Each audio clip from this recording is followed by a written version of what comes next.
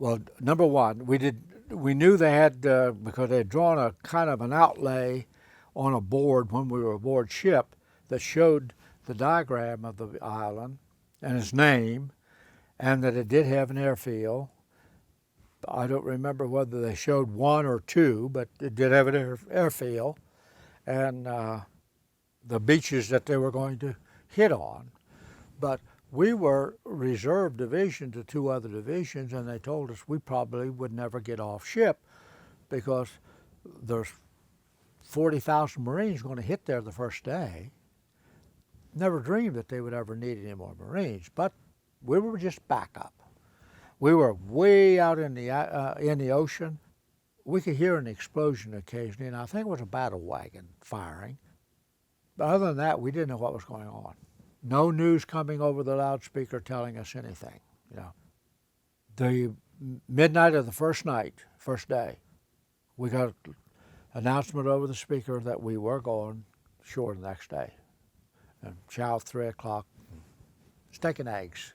So we disembarked just before daylight, and we got into Higgins boats and went out to a rendezvous area waiting for the signal to come ashore. The other 40,000 Marines are already there. And he had them pinned on the beach to where they couldn't advance. And we stayed in those boats all day, then went back to the ship that night because they didn't have any room on the island for us. I think our outfit's the only outfit in history that got steak and eggs 2 mornings in a row from the Navy. We got steak and eggs next morning too. But the next day, we went back to the rendezvous area, and something around close to noon, we finally got ashore.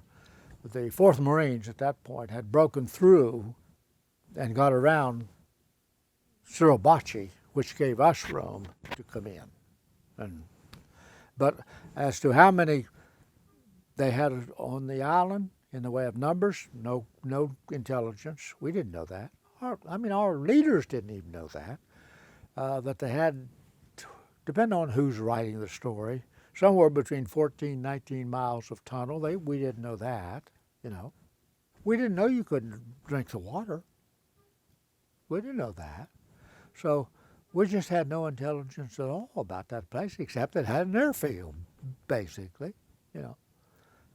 That guy built 800 pillboxes. That was another thing we didn't know because many of them were covered over with sand so that from an aerial photo, it just looked like sand, you know.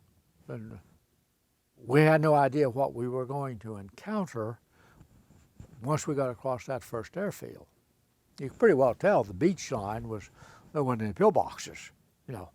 But you really couldn't tell after that. And that's where my outfit really hit the wall, was as soon as we crossed the airfield, they had these string of pillboxes that were really built there to protect the airfield.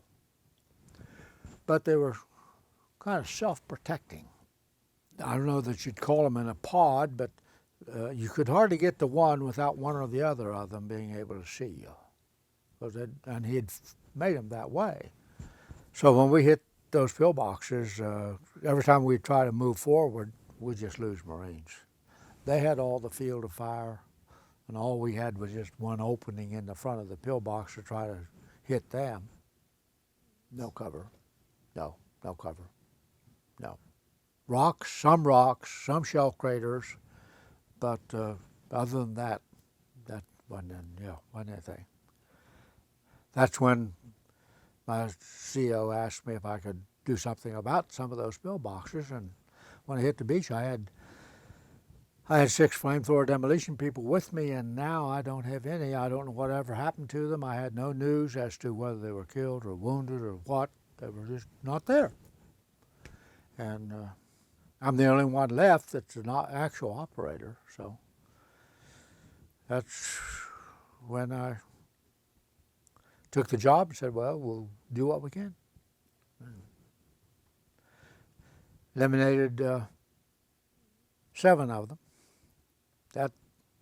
they claim opened a path and we got through, but much of it I don't remember. I have no memory of how I got the additional flamethrowers. It's bothered me all my life. I have no memory of going back, and I knew we had probably 40 service flamethrowers that we took with us wherever we moved, but how I got them is a question that has never been answered. Yeah.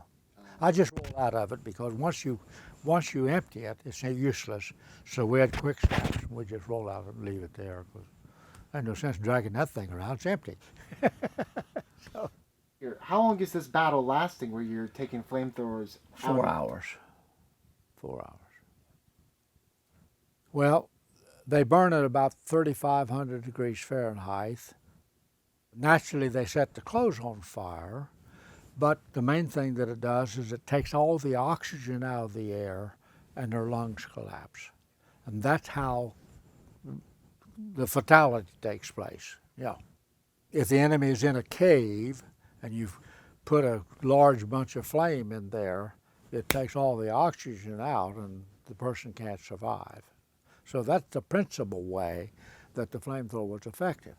And the reason it was so effective on Iwo was because of the number of caves and pillboxes that they had, that they could hide in and conceal themselves in, and you didn't even know they were in there until you got close enough to where they could get you, you know.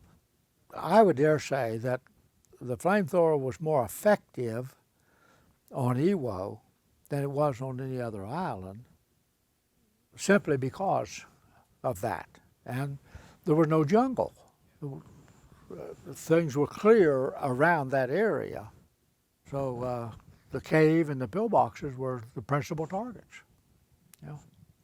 I had, the CO told me I could select 4 Marines to help me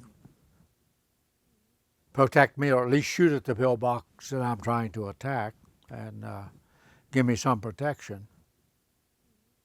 And they were great help. Of course, there were other Marines also firing. They weren't the only 4, you know, but they were the 4 that were basically designated to keep track of me, of what I was doing, so that they could protect me. And then we lost 2 of those, and